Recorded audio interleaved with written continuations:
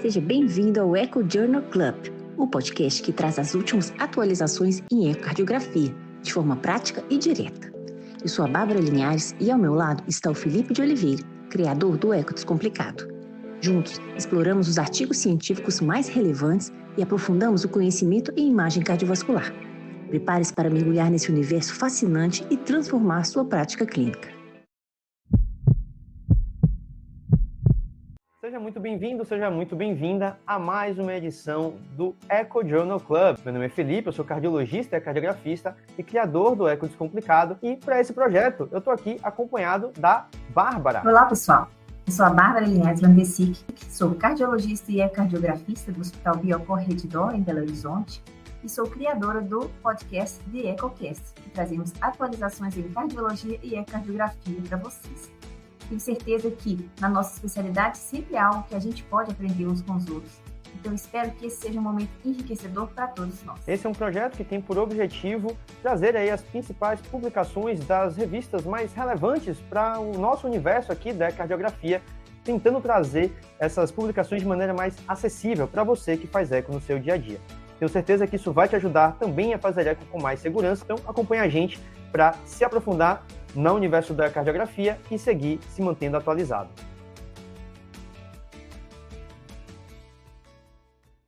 Bárbara, seja muito bem-vinda mais uma vez a mais uma edição do Echo Journal Club. E para essa edição, eu sei que você separou um artigo dentro de uma temática que você está cada vez mais envolvida e interessada aí, uma tecnologia nova, uma aplicação nova para uma tecnologia que a gente já tem há bastante tempo dentro da cardiografia. Conta para a gente qual que é o artigo que você separou para a nossa discussão de hoje. Hoje eu trouxe um artigo da American Journal de 2026 sobre os índices de trabalho miocárdico em atletas de elite. Essa ferramenta, então, ecocardiográfica emergente, nesse artigo ela veio confirmar o remodelamento cardíaco fisiológico em atletas de elite com uma função sistólica levemente reduzida. Olha que desafio, né? O artigo traz que existe um problema, que é a zona cinzenta do diagnóstico do coração do atleta. O coração do atleta, ele tem um remodelamento excêntrico fisiológico, que é caracterizado pela dilatação do ventrículo esquerdo, especialmente naqueles atletas de endurance, né, de alta intensidade de exercício aeróbico, e que pode resultar, então, numa fração de ejeção limítrofe ou levemente reduzida, né, abaixo de 55%, mas o artigo fala que tem que ser acima de 45%. E é uma zona cinzenta por quê? Porque pode se misturar com pacientes que têm cardiomiopatia dilatada em estágio inicial, que tem morfologia semelhante. Então, a diferenciação para nós, ecocardiografistas e para os cardiologistas, é sempre desafiador e tem implicações críticas, né? Para a segurança, para a carreira do atleta, para impedi-lo de prosseguir no seu esporte, na sua profissão. E por que que importa? Porque a fração de ejeção entre 50% e 55% pode indicar maior risco de desenvolver insuficiência cardíaca do que na população geral. Então, pode representar, sim, um estágio precoce, como eu disse, da cardiomiopatia dilatada. Então, existem limitações das ferramentas que a gente tem atualmente. Ou seja, são elas, a ecocardiografia de esforço foi proposta como sendo o teste mais eficaz, né, para diferenciar esses atletas. Mas ela não é sempre viável na prática clínica, né? Pode ter uma imagem, qualidade da imagem prejudicada, quando o atleta chega na frequência cardíaca máxima. Então, assim, ainda não é muito comum de se ter nas clínicas, muito viável na prática, e ainda tem essa limitação técnica. Bem, segunda, outra limitação é a fração de ejeção e o strain longitudinal global tradicional. Eles os dois são dependentes de pós-carga, ou seja, elas podem não refletir com precisão a função contrátil real em atletas com esse remodelamento excêntrico acentuado. Então, existe uma necessidade clínica de parâmetros amplamente disponíveis que deveriam ser fáceis de implementar e com valor diagnóstico confiável para a gente conseguir identificar casos patológicos nessa zona cinzenta e nessa população que cada vez mais cresce, né? A gente tem tanta gente, tanta competição de endurance, de triatlon, de pacientes de elite mesmo, né? Então, que aí que chegou o conceito do trabalho miocárdico. E o trabalho miocárdico, os índices de trabalho miocárdico são parâmetros ao ecocardiograma baseados, então, numa curva de pressão e strain. Então, combinando, então, a deformação do miocárdio pelo speckle track, nível bidimensional, com uma determinação não invasiva da pós-carga, pelo manguito de pressão braquial. Então, a gente mede a pressão do paciente e faz, com o uso de um software específico, essa análise dos índices de trabalho miocárdico, que se demonstraram ser relativamente independentes, então, da pós-carga e correlacionados à real função contrátil do ventrículo esquerdo, ao contrário da fração de ejeção do ventrículo esquerdo. Então, rapidamente eu vou falar dos 4 índices. Todos os meus dias agora eu faço o trabalho miocárdio nos meus pacientes, então cada vez mais eu estou acreditando e estou ficando impressionado com a capacidade diagnóstica deles. O primeiro parâmetro é o índice de trabalho miocárdio, que é o trabalho total que é calculado dentro daquela área de pressão-volume do ventrículo esquerdo, entre o fechamento e a abertura da válvula mitral. O trabalho construtivo é um trabalho produtivo à ejeção, é aquele trabalho que o coração faz que é construtivo para que a função contrátil esteja preservada. Então, engloba o encurtamento sistólico mais a expansão durante o relaxamento isovolumétrico. Já o trabalho desperdiçado é aquele trabalho que o coração fez desorganizado, então só perdeu energia, que é um trabalho improdutivo à ejeção do ventrículo esquerdo. E, por fim, nesse nosso no trabalho miocárdico, a gente chega num índice que é a eficiência desse coração. A eficiência ela é calculada como o trabalho construtivo sobre o trabalho construtivo mais o trabalho desperdiçado. Então, quanto maior o trabalho construtivo, maior vai ser a eficiência desse coração, né? Vezes 100%. Então, a eficiência está reduzida na insuficiência cardíaca com fração de ejeção preservada. A gente consegue determinar isso porque existe aumento do trabalho desconstrutivo, né? Do trabalho desperdiçado. Então, como é que foi o artigo? Foi uma população de 306 atletas olímpicos de elite, 55% deles homens, a idade média de 26, mais ou menos 4 anos, são jovens, né? Avaliados para a preparação dos Jogos Olímpicos de Paris de 2024, lá em Roma. Então, as disciplinas incluídas foram o Endurance, que inclui ciclismo, remo, canoagem, triatlo, corridas de longa distância, natação, esqui cross-country, o pentatlo e o biatlo. E também incluíram disciplinas, esportes mistos, como futebol, vôlei, basquete, tênis, polo aquático e esgrima. Então, como é que foi realizado? As avaliações realizadas incluíram um exame físico completo e um eletro de repouso, um ecocardiograma transtorácico com strain e trabalho miocárdico, e o teste cardiopulmonar de exercício em cicloergômetro, né? Então, foram separados grupos, atletas divididos com fração de ejeção reduzida, ou seja, abaixo de 55%, e o outro grupo com fração de ejeção acima de 50%, considerado preservado. Esses atletas tinham carga de treinamento de mais ou menos 30 horas semanais, então foram uma carga alta, né, considerada alta. E quais foram os resultados? Não houve, então, diferenças significativas entre os grupos de idade, parâmetros antropométricos ou volume global de treinamento nesses dois grupos, ou seja, sendo fração de ejeção menor ou maior que 55%, não teve diferença no perfil desses atletas, então, sendo homem, sendo mulher, sendo tipo de esporte. Então, isso foi um achado bem interessante. Além disso, a gente vai ver os resultados ecocardiográficos, as diferenças estruturais. O que foi demonstrado? Que os pacientes com fração de ejeção considerados baixa, né, abaixo de 55%, apresentaram sim, a gente consegue ver por todos esses parâmetros aqui de remodelamento, apresentaram um remodelamento ventricular e atrial mais avançado e um pior strain. Mas, entretanto, os índices de trabalho miocárdico permaneceram semelhantes daqueles indivíduos que tinham fração de ejeção normal, preservada.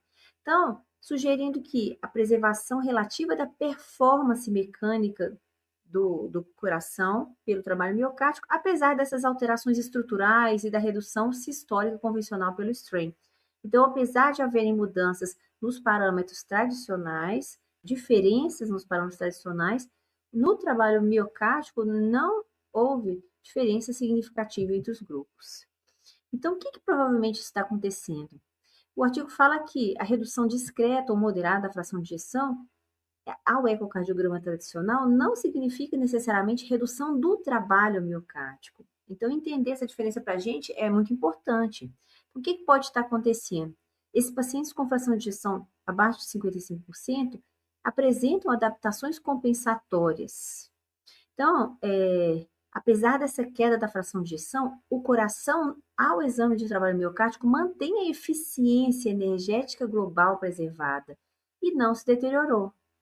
Então, apesar deles terem ventrículos maiores, átrios maiores, um strain longitudinal e mais remodelamento cardíaco, eles não tinham, no ecocardiograma avançado, piora dos resultados em relação aos pacientes com fração de ejeção normal. Então, 2 pacientes podem ter valores de fração de ejeção diferentes, mas serem semelhantes no trabalho miocárdico. E ainda exibir, então, parâmetros de trabalho miocárdico muito semelhantes, né?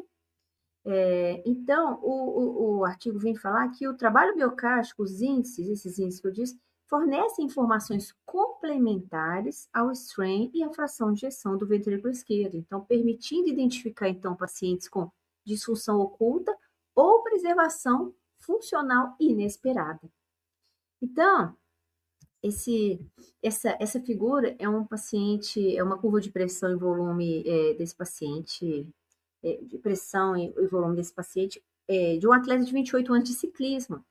Ele, aqui ao strain, ó, aqui a gente está mostrando aqui o painel A, aqui superior esquerdo. Ele tem uma fração de ejeção de 50%.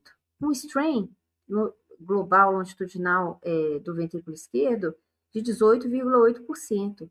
E aqui no trabalho miocárdico, a gente percebe que ele tem valores normais dos índices de trabalho miocárdico. A eficiência é normal, o trabalho construtivo é normal e o trabalho desperdiçado é baixo. Então, esse paciente tem um coração eficiente, apesar da fração de ejeção baixa. Nesse segundo aqui, no painel C, aqui no superior direito, um atleta de 27 anos de maratona com uma fração de ejeção de 60%, um strain de 21,5%, também com valores normais de índice de trabalho miocárdico. Então, apesar da diferença de fração de ejeção e um strain um pouco menor nesse paciente com fração de ejeção pior, ambos os atletas apresentam eficiência miocárdica preservada, independente da fração de ejeção. E os resultados em relação ao teste cardiopulmonar? Os atletas com fração de ejeção abaixo de 55% também atingiram limiares ventilatórios em watts e pico de VO2 significativamente maiores. Então, isso demonstrou também que o teste cardiopulmonar é também importante nesses pacientes, porque ele consegue discriminar também aqueles pacientes que, com o trabalho miocárdico, eles têm uma capacidade, uma eficiência cardíaca boa, né? Então, a frequência de repouso, frequência cardíaca de pico, perfil de pressão também foram similares entre os grupos, a carga de arritmias também foi comparável, mas então a gente vê que os limiares ventilatórios também são altos, são grandes em pacientes com a fração de ejeção abaixo de 55%. Então, agora a gente tem a figura 2 desse artigo, que é uma figura de regressão linear, de fração de ejeção versus os índices de trabalho miocárdico. E o que ele mostra? Ele mostra que, embora haja uma correlação estatisticamente significativa entre fração de ejeção e os parâmetros de trabalho miocárdico, aqui, ó, a gente vê pelos gráficos A, B, C e D, olha. A magnitude dessas associações é muito baixa. Então, indicando o quê? Que a fração de ejeção explica apenas uma pequena parte da variabilidade do trabalho miocárdico, uma pequena parcela dessa variabilidade do trabalho miocárdico. Então, eles, embora estatisticamente significativas, as correlações, então, são fracas, reforçando que os índices de trabalho miocárdico, então, fornecem informações complementares e independentes da fração de ejeção do ventrículo esquerdo. Então, mais uma comparação. Então, vem a discussão. é que o índice de trabalho miocárdico, os índices de trabalho miocárdico são ferramentas diferenciais. Então, atletas, então, com fração de ejeção menor, que 55%, apresentaram índices de trabalho miocárdico preservados e capacidade funcional superior. Então, confirmando que uma redução leve de fração de ejeção pode representar, sim, uma adaptação fisiológica ao exercício crônico do endurance. Por isso, a dificuldade da cardiologia moderna de nós já aprendemos a lidar com esses pacientes.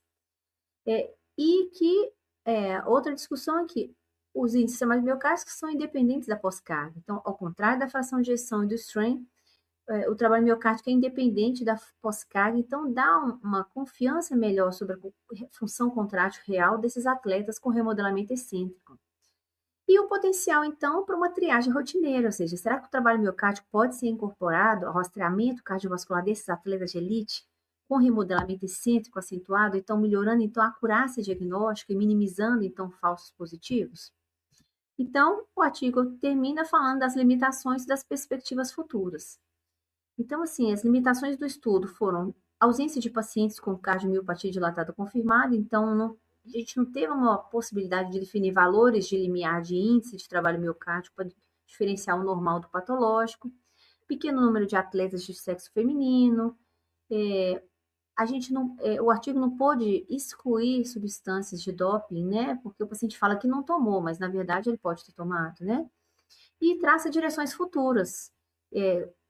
O artigo fala que estudos longitudinais com cortes maiores, incluindo pacientes com cardiomiopatia dilatada mesmo, tem que ser feitos para definir esses limiares diagnósticos. E avaliação da evolução do trabalho miocárdico ao longo do tempo e sua capacidade preditiva de desfechos cardíacos. Além de investigar a aplicabilidade em atletas de outras modalidades, como a gente faz de fisiculturismo, de atletas de força, de judô, né? Aqueles pacientes que têm exercício não só aeróbico, tem uma atividade mista, né? E maior representatividade de mulheres e atletas de diferentes etnias.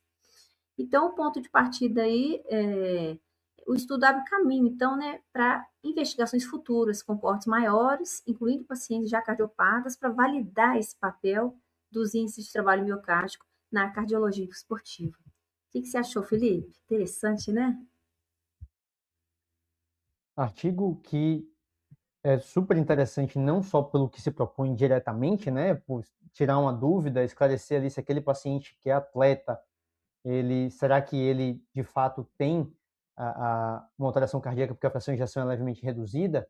Então, obviamente, responder essa pergunta é muito importante, mas eu acho que a gente consegue extrapolar desse trabalho e aplicar o conceito na nossa prática de maneira geral, entendendo que fração de ejeção é uma medida puramente volumétrica e que, portanto, o volume inicial da cavidade, que é o volume diastólico final, né, inevitavelmente, ele vai impactar diretamente no resultado da fração de ejeção. Então, talvez aqui, né, na verdade, o que o artigo mostra de maneira muito direta, na minha opinião, é que provavelmente essa dilatação ventricular que esses pacientes apresentam é um remodelamento adaptativo ao esforço que eles fazem, inclusive potencialmente indicando uma razão para a melhor performance que eles apresentam, já que eles são todos atletas de elite, né? Estamos falando de atletas de altíssima performance aí.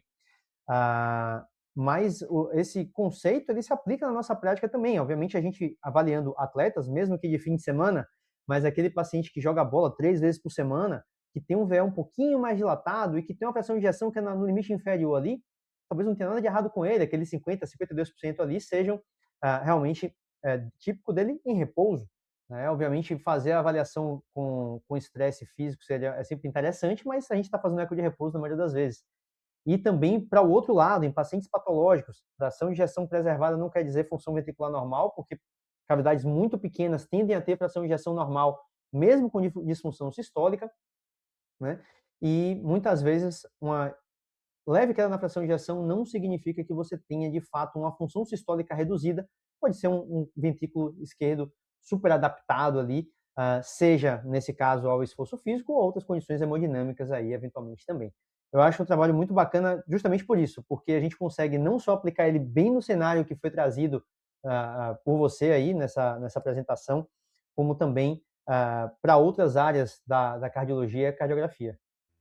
Lembrando que essa análise de trabalho miocárdico tem que ser feita em aparelhos da GE, aparelhos modernos da GE, com software específico de trabalho miocárdico. É um software à parte que nem todos os aparelhos têm, tem que ser comprado, né? Então, é um plus que a gente oferece para o paciente nesse caso.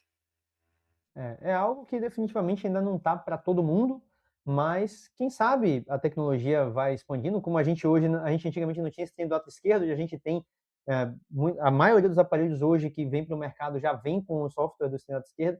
Quem sabe no futuro a gente não consegue ampliar isso, porque definitivamente é mais uma informação que a gente pode fornecer, principalmente nos miocardiopatas.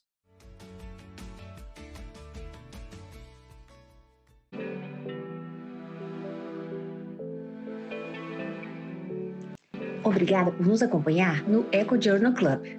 Não se esqueça de seguir o canal do Eco Descomplicado no YouTube e acompanhar nossos episódios nas principais plataformas de áudio como Spotify e Apple Podcasts. Assim, você não perde nenhuma atualização sobre o mundo da ecocardiografia.